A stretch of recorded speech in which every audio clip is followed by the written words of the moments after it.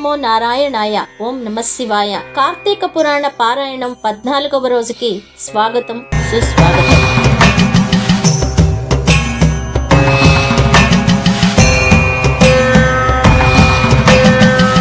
వశిష్ఠుల వారు జనకునికి అనేక రకాలైన ధర్మాలను చెప్పినప్పటికీ ఇంకా తన దగ్గరున్న పూర్తి సమాచారాన్ని జనకుడికి అందించాలని ఆశపడ్డారు. ఆ కుతూహలంతోనే ఆయన ఈ విధంగా చెప్పటం ప్రారంభించారు. ఓ రాజా, కార్తీక పౌర్ణమి రోజు పితృప్రీతిగా చేయవలసిన కొన్ని కార్యక్రమాలు ఉన్నాయి.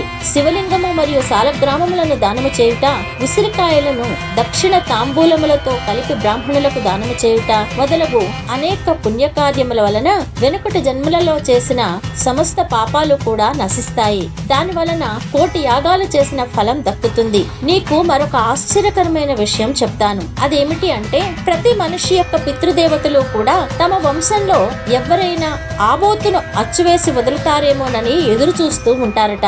ఆశ్చర్యంగా ఉంది కదా. ఆబోతును అచ్చువేసి వివాహం చేసి వదిలితే వచ్చే పుణ్యం ఎలాంటిదో తెలుసా?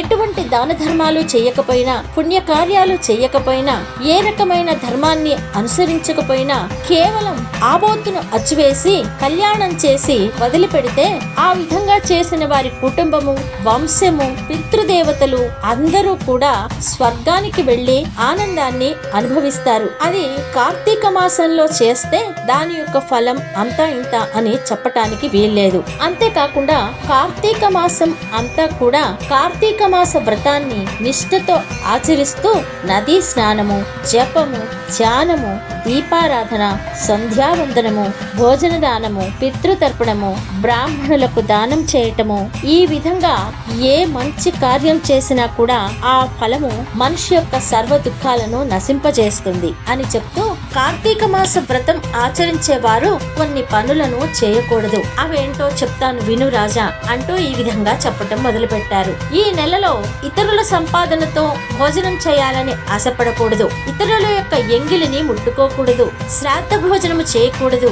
నీరుల్లి, వెల్లుల్లి తినకూడదు. నువ్వుల దానం పట్టకూడదు. శివార్చన కాని, విష్ణు అర్చన కాని లేని ఇంట్లో వండిన వంటను భోజనం చేయకూడదు. పౌర్ణమి, అమావాస్య, సోమవారాలందు, అలాగే సూర్య, చంద్ర గ్రహణపు రోజులలో కాని భోజనమును చేయకూడదు. కార్తీక మాసం నెల రోజులు కూడా రాత్రి పూట భోజనం చేయకూడదు. అదే విధంగా ఏకాదశి, ద్వాదశి వ్రతములు చేసేవారు ఆ 2 రాత్రులు తప్పనిసరిగా జాగారం చేయాలి. ఒక్క పూట మాత్రమే భోజనం చేయాలి. కార్తీక మాసంలో తలకు నూనెను రాసుకోకూడదు. పురాణాలను విమర్శించకూడదు. కార్తీక మాస పురాణాన్ని తప్పనిసరిగా చెయ్యాలి. ఒకవేళ కార్తీక మాస వ్రతాన్ని ఆచరించాలనే ఆశ ఉన్నవారు, చన్నీటి స్నానం పడదు, ఆరోగ్యానికి మంచిది కాదు అన్నవారు గోరువెచ్చని నీటితో స్నానం చేయవచ్చు. ఆ విధంగా చేసేవారు గంగా, గోదావరి, సరస్వతి, యమున నదుల పేర్లను మనసులో స్మరించి స్నానం చేయాలి. ఏ నది దగ్గరలో ఉంటే ఆ నదిలో స్నానం చేయాలి.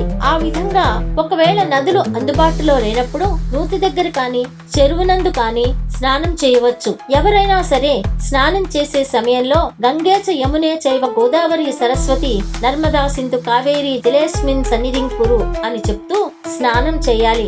ఒకవేళ ఈ శ్లోకం రాకపోతే ఆయా నదుల పేర్లను మనసులో స్మరించి స్నానం చేయాలి. కార్తీక మాస వ్రతం చేసేవారు పగలు పురాణ పఠనం కాని, పురాణ శ్రవణం కాని చేయాలి. హరినామస్మరణతో కాలం గడపాలి. సాయంకాలం సంధ్యావందనాలు చేసుకోవాలి. పూజా మందిరంలో ఉన్న శివకేశవులకు పూజ చేసుకోవాలి. కార్తీక మాసంలో శివకేశవ ఆలయాలలో స్వామివారి సన్నిధిలో దీపారాధన చేస్తూ ఉండాలి. కార్తీక మాసం నెల రోజులు కూడా బ్రాహ్మణ సమారాధన, తులసికోట దగ్గర కర్పూర హారతులతో దీపారాధన చేసిన వారికి, వారి వంశీయులకు, పితృదేవతలకు కూడా మోక్షం కలుగుతుంది.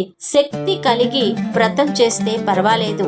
శక్తి లేని వారు కుతూహలం వల్ల చెయ్యాలి అని ఆశపడేవారు ఇందులో కొన్ని ప్రత్యామ్నాయాలతో వ్రతం చేస్తే మంచిదే. కానీ అన్ని విధాల శక్తి కలిగి ఉండి కూడా విమర్శనా భావంతో కాని, తృణీకార భావంతో కాని కార్తీక మాస వ్రతాన్ని విడిచిపెడితే రౌరవాది నరకాలు కలుగుతాయని పెద్దలు చెప్తున్నారు.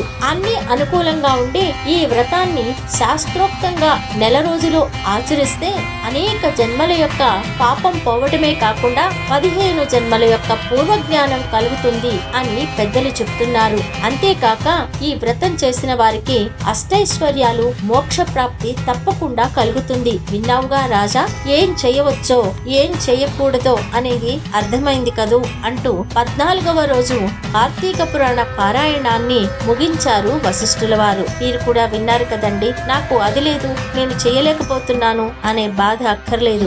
ఏ ఒక్కటి ఈ నెల రోజులు కూడా నియమంగా పెట్టుకుని చేసినా, హరినామ స్మరణతో, భక్తితో, నిర్మలమైన మనసుతో చేసిన దేని ఫలం దానికే ఉంటుంది. కాబట్టి ఎవ్వరూ దేనికి బాధపడాల్సిన అవసరం లేదు. శక్తి మేరకు మాత్రమే చేయాలి. శక్తి మించి చేయకూడదు. కష్టాలు కొని తెచ్చుకోకూడదు. శక్తి ఉన్నా కూడా తృణీకార భావంతో వదిలివేయకూడదు. అందరికీ ఈ 14వ రోజు పారాయణ ఫలం దక్కాలని కోరుతూ ఓం నమో నారాయణాయ, ఓం నమః శివాయ. సర్వేజన సుఖినో భవంతు.